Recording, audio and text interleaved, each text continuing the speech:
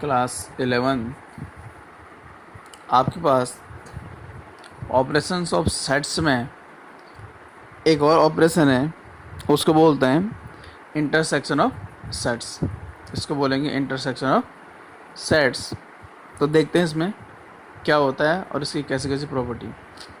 तो इसमें let A and capital B two sets. आपके पास capital A and capital B two sets हैं। Then the intersection of A and B, then the intersection of capital A and capital B is the set of all those elements that belong to both A and B, and denoted by A intersection B। और इसको किससे denote करेंगे? A intersection B। यानी कि ये जो sign दिख रहा है आपको, ये जो साइन है कुछ स्टेप से बना हुआ A, और यहाँ A के जैसे ही बनेगा आपको, इसको बोलेंगे, ये होता है आपका इंटरसेक्शन का साइन। और इसको हम रीड करेंगे A इंटरसेक्शन B। तो यहाँ तक आपको क्या था कि A और B आपके पास टू सेट्स हैं, और A और B अगर आपके पास टू सेट्स हैं तो इन दोनों का जो इंटरसेक्शन होगा, इन दोनों के इंटरसेक्शन में वो एलिमेंट्स आएंगे जो दोनों सेट में प्रेजेंट होंगे। यानी कि कोई एलिमेंट A में है, उसी एलिमेंट को B में होना चाहिए। इसका मतलब दोनों में जो एलिमेंट क्या होंगे? कॉमन होंगे। तो जो कॉमन एलिमेंट होंगे वही आपके कहाँ आने वाले हैं? इंटरसेक्शन में आने वाले। दस ए इंटरसेक्शन बी, जो ए इंटरसेक्शन, अब आपको पता है कि ए सेट है बी सेट है, दोनों का अगर हम क्या करते हैं? इंटरसेक्शन करते हैं, तो अगेन जो आपको प्रोडक्ट मिलेगा या उनका जो आउटकम मिलेगा वो भी फिर से क्या होगा? सेट होगा। तो इसका मतलब ये है कि ए इंटरसेक्शन बी को भी किस में लिखा जाएगा? सेट में लिखा जाएगा। तो यहाँ हो जाएगा A intersection B equal to x such that x belongs to A and x belongs to B. तो एक्स एक ऐसा एलिमेंट है जो ए में भी है और साथ साथ किस में हो? बी में भी हो। और अगर याद होगा आपको कि जब हम यूनियन पढ़ रहे तो यूनियन में इसमें एंड की जगह में कितना था? और था। तो इसका मतलब ये है कि अगर और आएगा तो यूनियन, एंड आएगा तो इंटरसेक्शन। क्लियरली अगर एक एलिमेंट है एक्स, वो ए इंटरसेक्शन बी में है, तो if and only if x belongs to a होगा एंड x बिलोंग्स टू कितना होगा? b होगा। अगर कोई एलिमेंट a इंटरसेक्शन b में है तो इसका मतलब ये है कि वो एलिमेंट x में भी होगा और साथ में वो एलिमेंट a में भी होगा और साथ में एलिमेंट किस में होगा? b में भी होने वाले। And x does not belongs to a intersection b। और अगर कोई एलिमेंट x है जो a इंटरसेक्शन b में नहीं है, if and only if double imply, यानी कि अगर ऐसा होता तो ऐसा होना चाहिए। तो इसका मतलब ये है कि वो a में भी नहीं है x, और x किस में नहीं है? b में भी नहीं होगा। मतलब एंड और लिखा है, ये तो ए में नहीं होगा या फिर किस में नहीं होगा? बी में। अगर दोनों में से किसी एक में भी नहीं होगा फिर भी उसका कॉमन नहीं आ सकता। जब उसका कॉमन नहीं आ सकता तो क्या हो जाएगा आपका? डज नॉट बिलोंग हो जाएगा। उसके बाद the intersection of two sets can be represented by Venn diagram Son below. तो जो इंटरसेक्शन है टू सेट का, उसको हम वेन डायग्राम के थ्रू भी दिखा सकते हैं, और उसके लिए वेन डायग्राम बनाते हैं। तो वेन डायग्राम में क्या था? सबसे पहले क्या बनता है? एक रेक्टेंगल बनेगा। तो ये आपका एक रेक्टेंगल होगा, उस रेक्टेंगल को क्या बोलते हैं? यूनिवर्सल सेट बोलते हैं। तो ये यूनिवर्सल सेट का सिंबल हो गया। अब दोनों में कुछ एलिमेंट कॉमन है, तो इसका मतलब एक सर्कल, अब उसके अंदर की जो यूनिवर्सल सेट है उसके अंदर के जो सेट होंगे उनको किससे दिखाते हैं? सर्कल से। ये क्लोज कर दे। तो ये ए हो गया, ये क्या हो गया आपका? बी हो गया। तो इसमें जो कॉमन पॉइंट दिख रहा है आपको, यही होता है आपका ए इंटरसेक्शन बी। तो इसका मतलब ये है कि जो इंटरसेक्शन होता है वो क्या होता है आपका? टू सेट्स है, उन टू सेट्स में जो एलिमेंट कॉमन है वो उसके किस में आ जाएंगे? इंटरसेक्शन में आएंगे। This shaded portion represent A intersection B. तो ये जो शेडेड पोर्शन दिख रहा है यही आपका क्या है? ए इंटरसेक्शन बी है। और यही आपका क्या होता है? आपका वेन डायग्राम के थ्रू इंटरसेक्शन को शो किया गया है।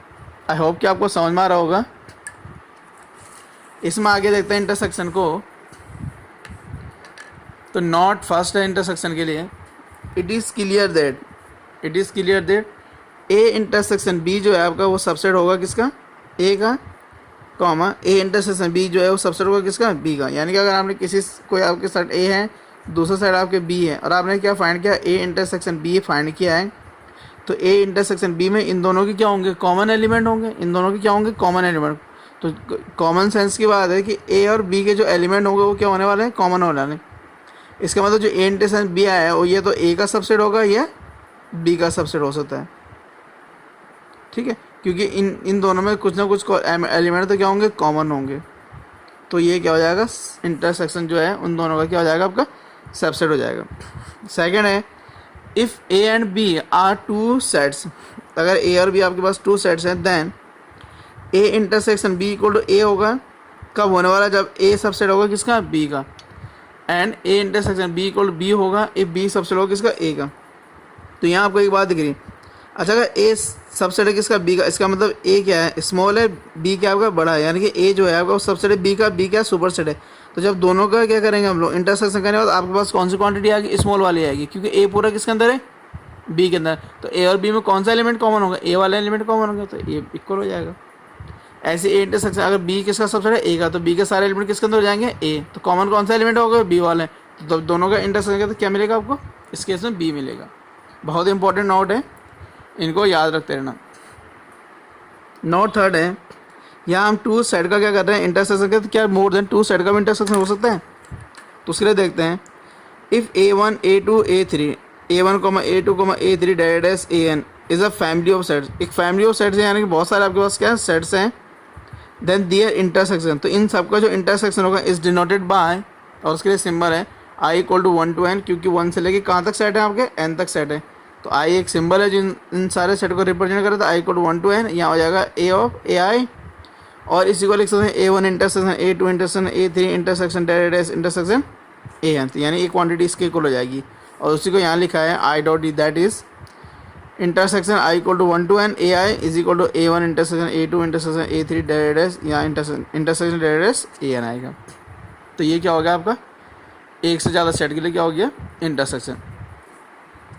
एक एग्जांपल है, if A equal to 1, 2, 3, 4, 5 and B equal to 1, 3, 9, 1, 3, 9, 12, then find A intersection B। तो गिवन में क्या लिखेंगे हम लोग, गिवन में सेट है, तो 1, 2, 3, 4, 5, ठीक है यहाँ तक। एंड जो B है, B में हो जाएगा 1, 3, 9, कितना 12। तो देन हमें क्या फाइंड करना है, A इंटरसेक्शन B फाइंड करना है। तो इज इक्वल टू क्या होंगे, दोनों में जो एलिमेंट कॉमन है वो आएंगे। तो कॉमन देखो, A में 1 है, B में भी 1 है, यहाँ आ जाएगा 1। A में 2 है लेकिन B में 2 नहीं है। अब A में 3 है तो B में भी क्या आपका 3 है। अच्छा A में 2 था लेकिन B में नहीं था, इसलिए नहीं आया 3। 4 है इसमें लेकिन इसमें नहीं है। A में 5 है, B में नहीं है, तो ये हो जाएगा आपका A इंटरसेक्शन B। और इसी का अगर मैं क्या फाइंड करता, यूनियन फाइंड करता, तो आपको पता सारे एलिमेंट आ जाते, ठीक है। तो ये दोनों में क्या है, डिफरेंस है, किस में, यूनियन में एंड किस में, इंटरसेक्शन में, ठीक है। तो आई होप कि आपको समझ में आ रहा होगा, ज़्यादा टफ नहीं है, बस थोड़ा सा समझने वाली बात है, और ये इजीली क्या हो जाता है, आपके सॉल्व भी हो जाते हैं। इसके बाद आगे है एक और एग्जांपल देखते हैं हम लोग इसमें। जो अनदर एग्जांपल है उसके according, if A equal to है आपके पास 1, 2, 3, 4, 5, 6, 7, B equal to 2, 4, 6, 8, 10 and C equal to 4, 6, 7, 8, 9, 10, 11, then find A intersection B intersection C। तो फिर से गिवन, क्योंकि क्वेश्चन है सॉल्यूशन कर रहे तो गिवन में लिख देंगे 1, 2, 3, 4, 5, 7। B में क्या है आपके पास 2, 4, 6, 8, कितना है 10, एंड लास्ट C में कितना है आपके पास 4, 6, 7, 8, 9, 10, और 11।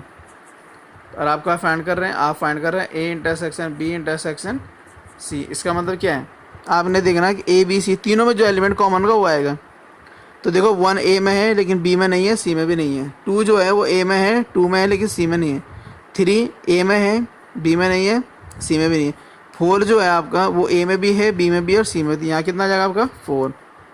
5 A में है, B में नहीं है, C में भी नहीं है। 6 जो है आपके पास वो A में भी है, B में भी है और C में भी है, तो 4, 6। उसके बाद फिर से 7 A में है, फिर 7 B में नहीं है, फिर 7 C में, फिर 8 B में है, C में भी है लेकिन A में नहीं है, फिर 10 किस में है, फिर 9 किस में है, C में, लेकिन A B में दोनों में नहीं है।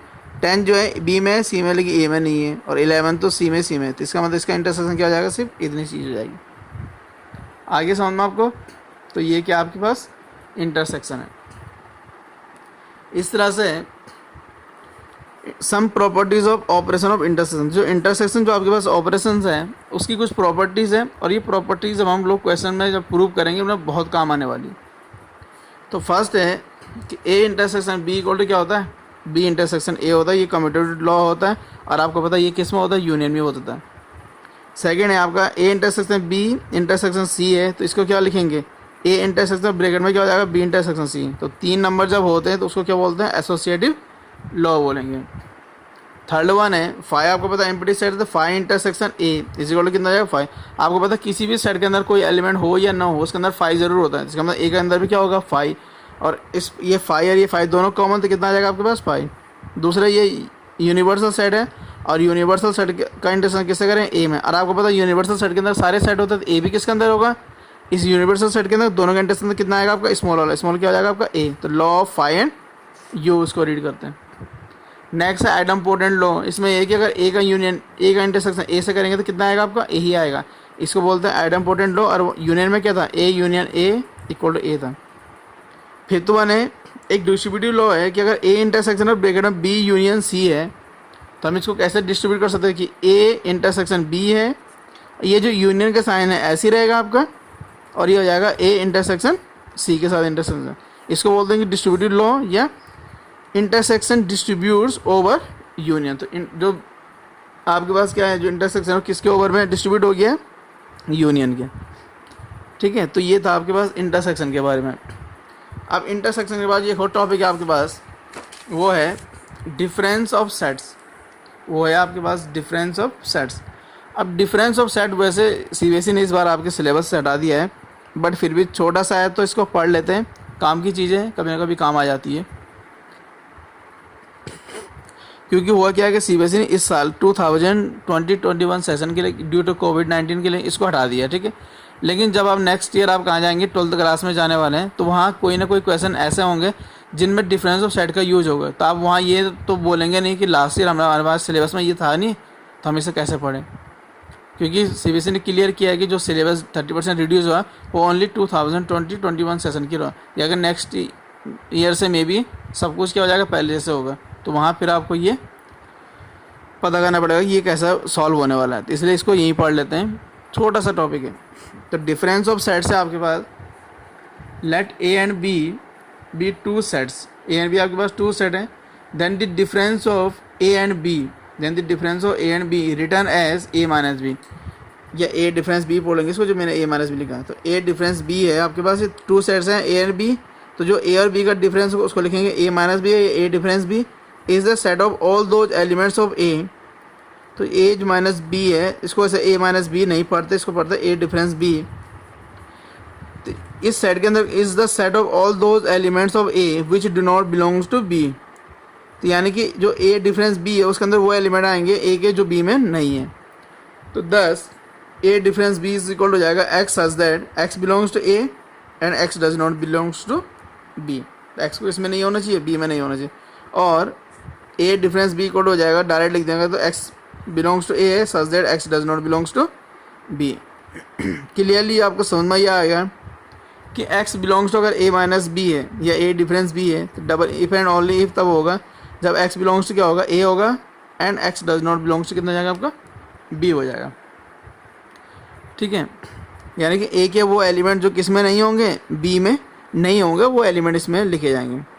यानी कि if a and b are two sets then Venn diagram of a difference b shown below. तो देखो इसका जो डायग्राम वो किस तरह से मिलेगा आपको, आपको पता है कि जो वेन डायग्राम में सबसे पहले क्या लिखा जाता है, क्या बनाया जाता है, आपका रेक्टेंगल बनाया जाता है। जो रेक्टेंगल होता है उसको क्या बोलते हैं हम लोग, यूनिवर्सल सेट। तो ये यूनिवर्सल सेट हो गया, इसके अंदर दो सेट हैं, एक ए है दूसरा क्या है, बी है।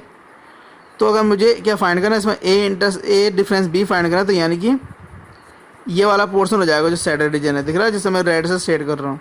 तो ये सिर्फ क्या है, ए, इसमें ए के वो एलिमेंट है जो किस में नहीं है, बी में नहीं है। आपको पता है ये वाला एलिमेंट किस में आ गए, बी में भी आ गए, तो मैंने ये वाला एलिमेंट भी नहीं लिए हैं, तो इसी को हम लोग क्या बोलते हैं, ए डिफरेंस बी है आपके पास।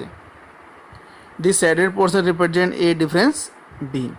अगर अभी भी आपको कोई डाउट लग रहा है तो इसके लिए क्या करते हैं हम लोग, एग्जाम्पल सॉल्व करते हैं, और एग्जाम्पल के थ्रू तो आपको क्या हो जाएगा, ईजीली समझ में आ जाएगा कि ये कैसे सॉल्व होने वाला है। ठीक है, लेकिन एग्जाम्पल से जाने से पहले आपके माइंड में एक क्वेश्चन आ गया होगा, सर ए डिफरेंस बी समझ में आता है तो क्या बी डिफरेंस ए भी होता है? तो बिल्कुल होता है। The difference B minus A या B difference A is the set of all those elements of B that do not belongs to A. इसमें उल्टा हो जाएगा, बी के वो एलिमेंट आएंगे जो ए में नहीं है।